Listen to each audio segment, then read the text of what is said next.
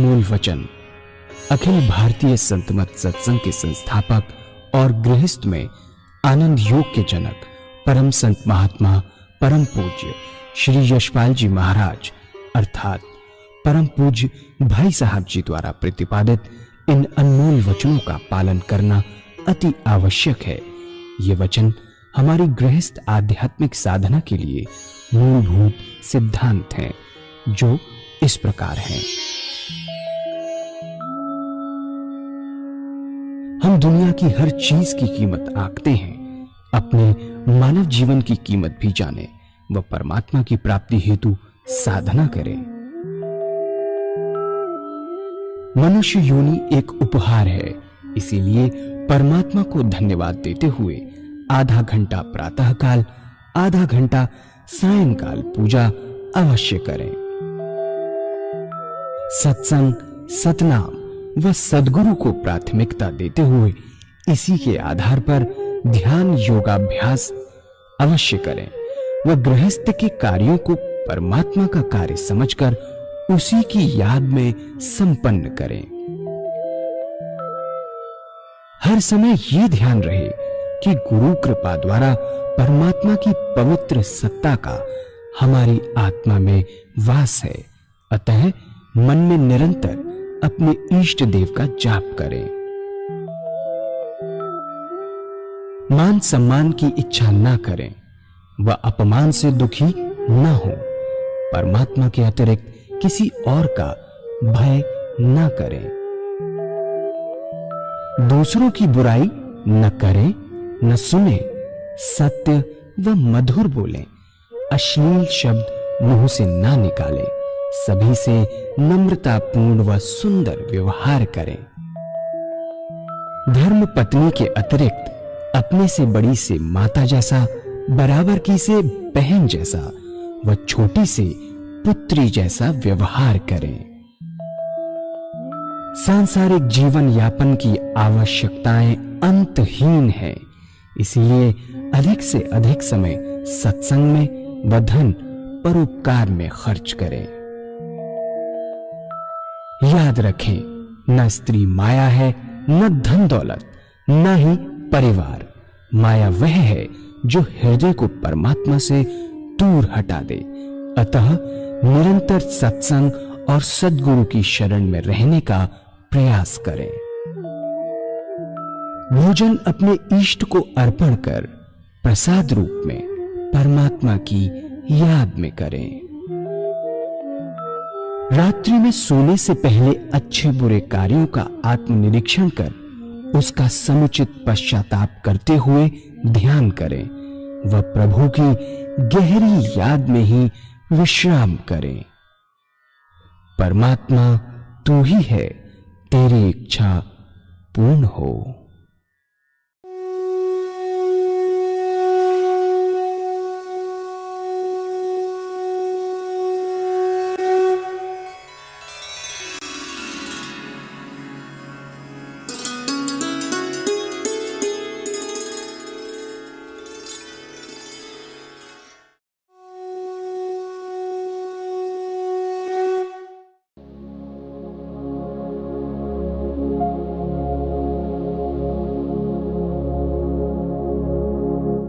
जय सद्गुरुदेव जय पद शरणं श्रेयस्वरूप चरणों शरणं।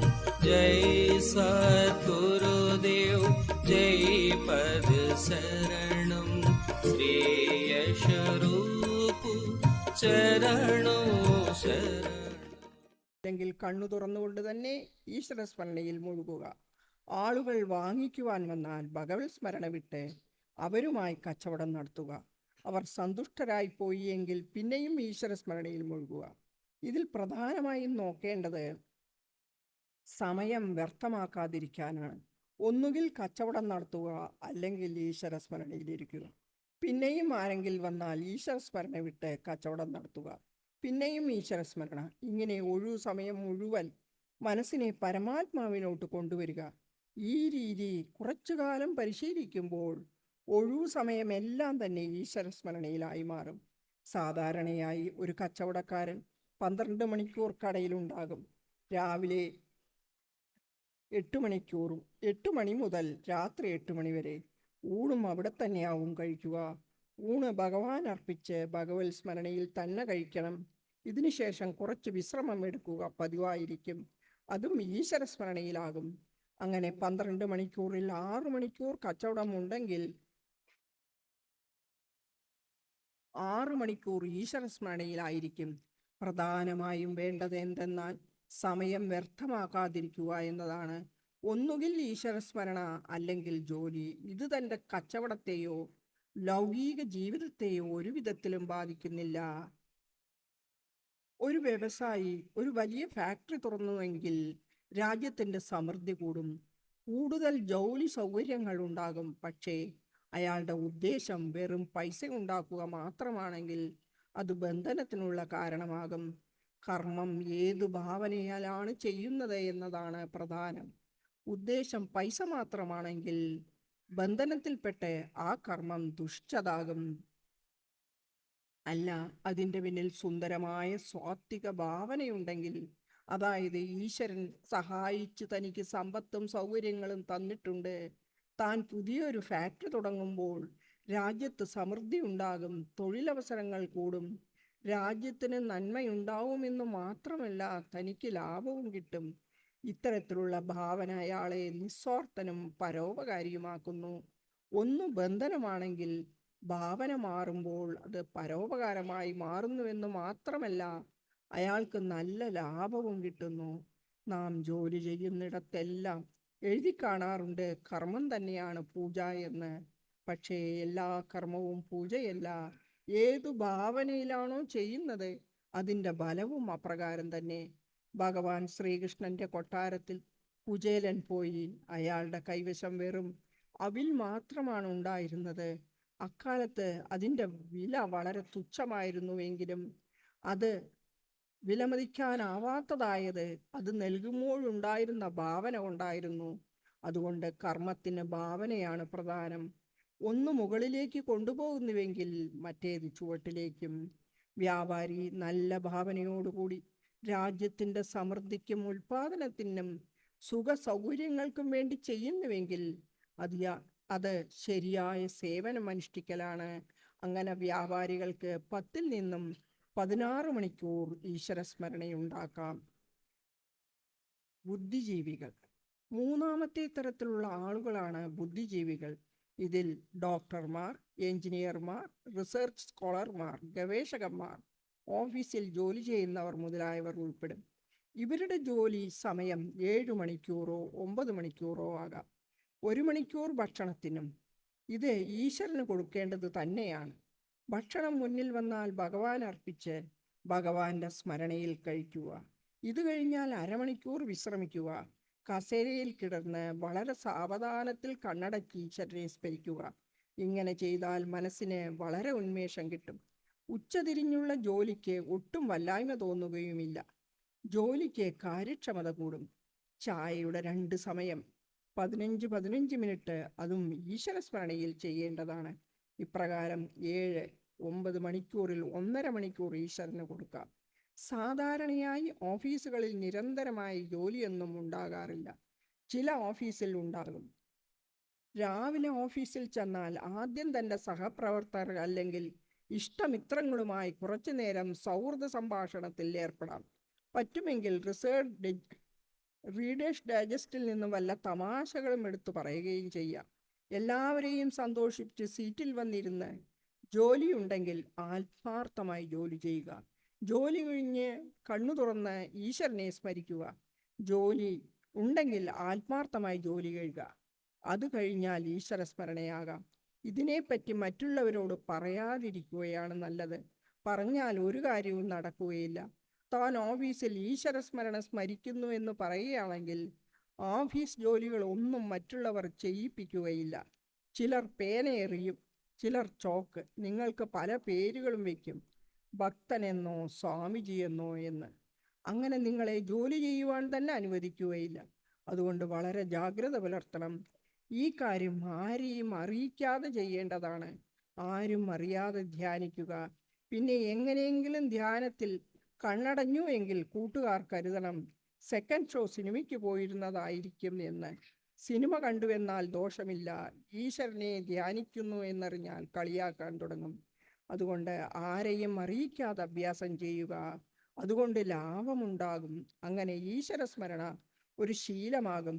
ജോലി കഴിഞ്ഞാൽ ഈശ്വരസ്മരണ, ജോലിയുണ്ടെങ്കിൽ ജോലി. നമ്മുടെ സദ്ഗുരുക്കൾ പറയാറുണ്ട്, നാം ലോകത്തിലുള്ള എല്ലാ സാധനങ്ങളുടെയും വില കണക്കാക്കാറുണ്ടെന്ന്. വസ്ത്രത്തിൻ്റെ വില, ഭൂമിയുടെ സെന്റിൻ്റെ വില ഇത്ര, വീടിനിത്ര, കടയ്ക്കിത്ര, ആഭരണങ്ങൾക്കിത്ര. പക്ഷേ സങ്കടമെന്ന് പറയട്ടെ, നാം നമ്മുടെ വില ആലോചിക്കുന്നില്ല. നമ്മൾ എന്താണ് ചെയ്യുന്നത്, നമ്മുടെ വില എന്താണ്? സദ്ഗുരുവര്യന്മാർ പറയുന്നത്, ഈ ജീവൻ വളരെ വിലപ്പെട്ടതിനാൽ ജീവിതത്തിൽ ഒരു മിനിറ്റ് പോലും വെറുതെ കളയരുത് എന്നത്രേ. അതാണ് അവരുടെ മാർഗദർശനം. ലൗകിക കാര്യങ്ങളിൽ തീർച്ചയായും ഏർപ്പെടാം, ഒരു തെറ്റുമില്ല. ഒരു ശാസ്ത്രജ്ഞനാണെങ്കിൽ ഈ സമയം അയാൾ എന്തെങ്കിലും ഗവേഷണം ചെയ്ത് കണ്ടുപിടിക്കും. അതിനാൽ ലോകത്തിന് നന്മയുണ്ടാകും, എന്തെങ്കിലും പുതിയത് ഉരുത്തിരിഞ്ഞു വരും. അതുകൊണ്ട് ആളുകൾക്ക് ഗുണമുണ്ടാകും. നഷ്ടം എവിടെയെന്നാൽ നമ്മുടെ സമയം അനാവശ്യമായി വൃഥാ കളയുമ്പോഴാണ്.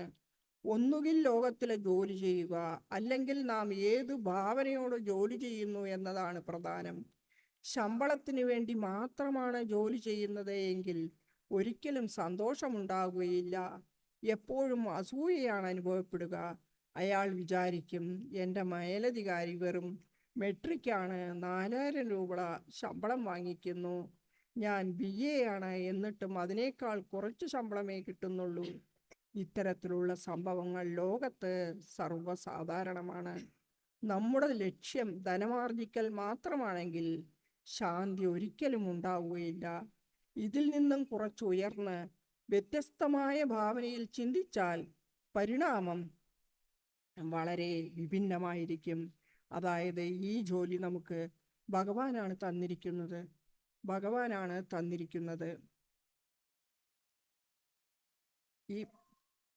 ഈ ജോലി ഭഗവാനാണ് തന്നിരിക്കുക. ഞാൻ എൻ്റെ മേലധികാരിയെ ബഹുമാനിക്കണം, ആദരിക്കണം, ഇതെൻ്റെ കടമയാണ്.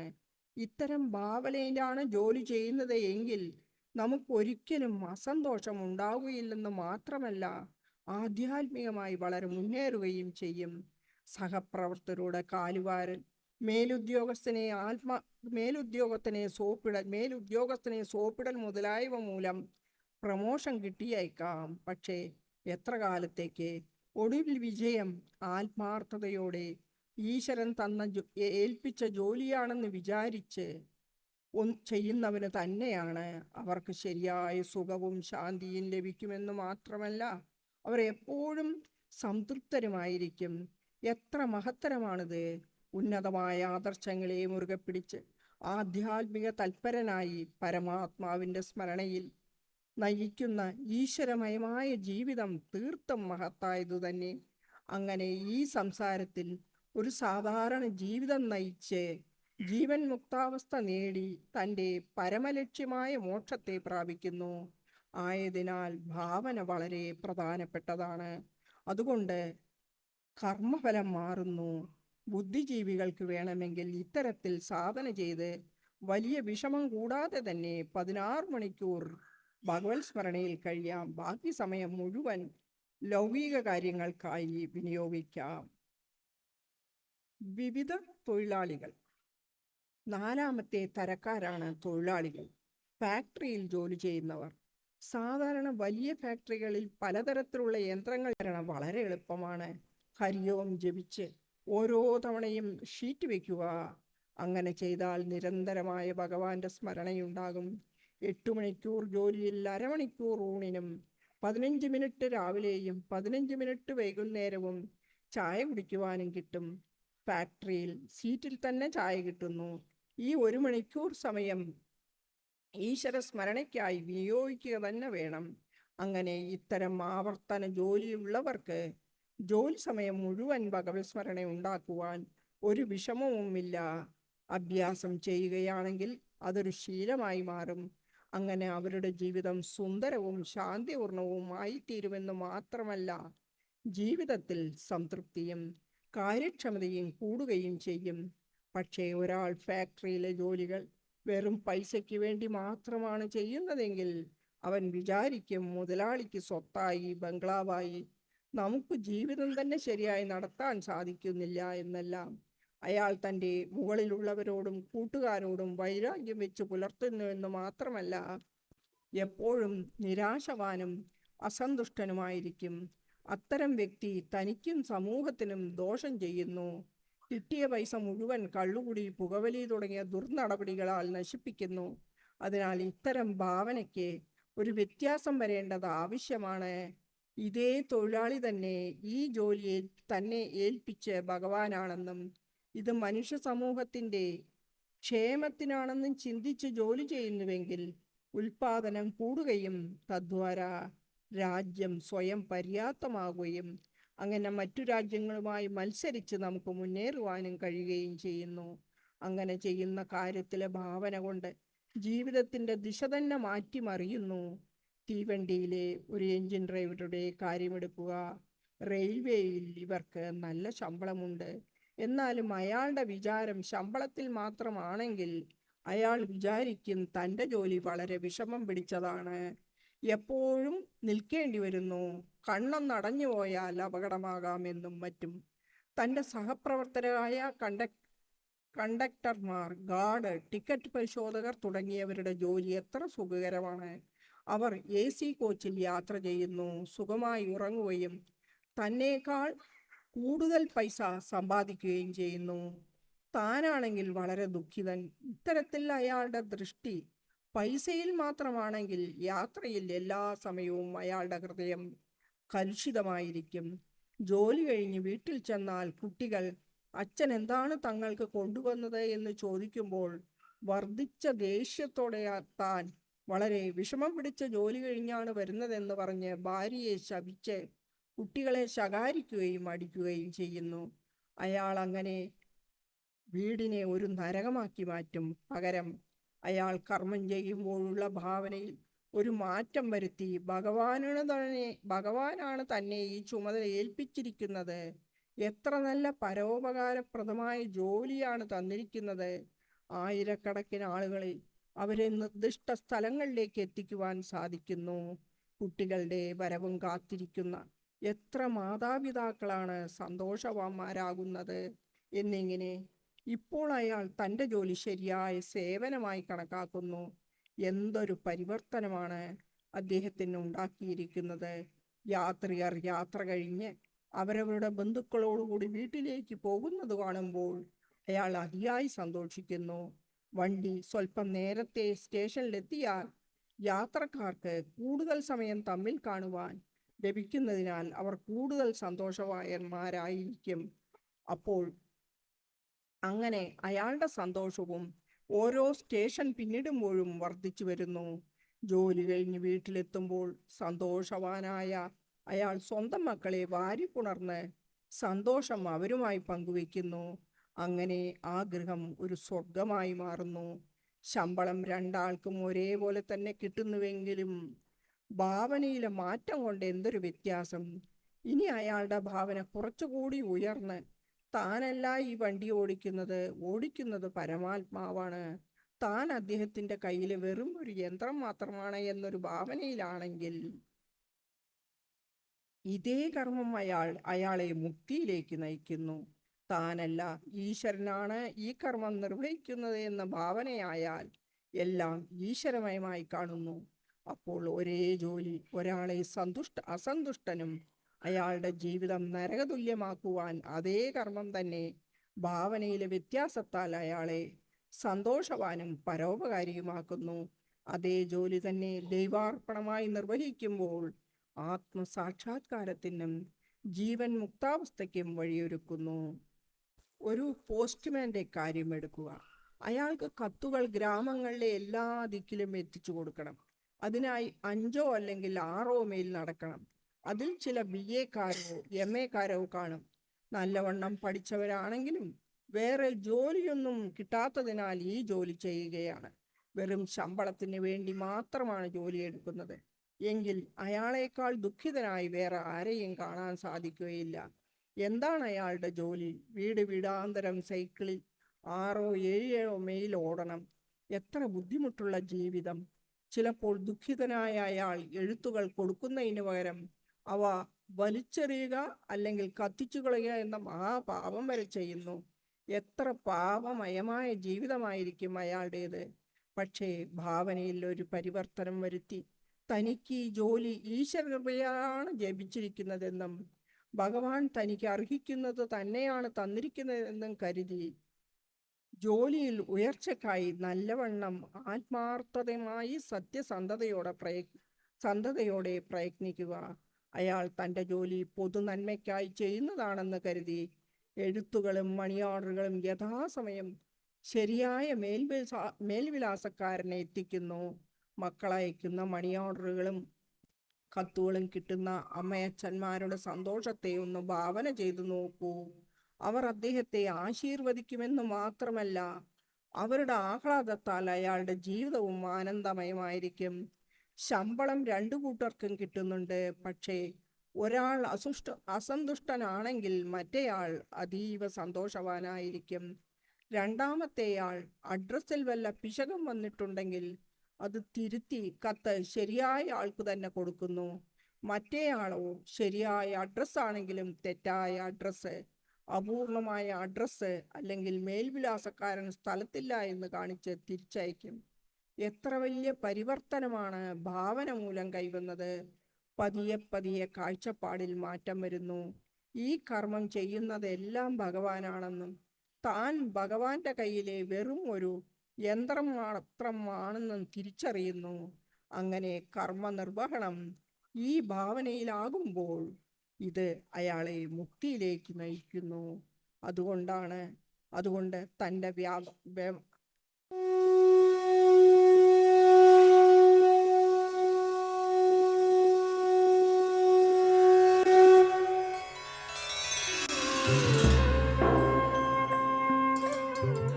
ध्यान योग के कार्यक्रम आनंद योग से निशुल्क जुड़ने के लिए संपर्क करें 9810239677।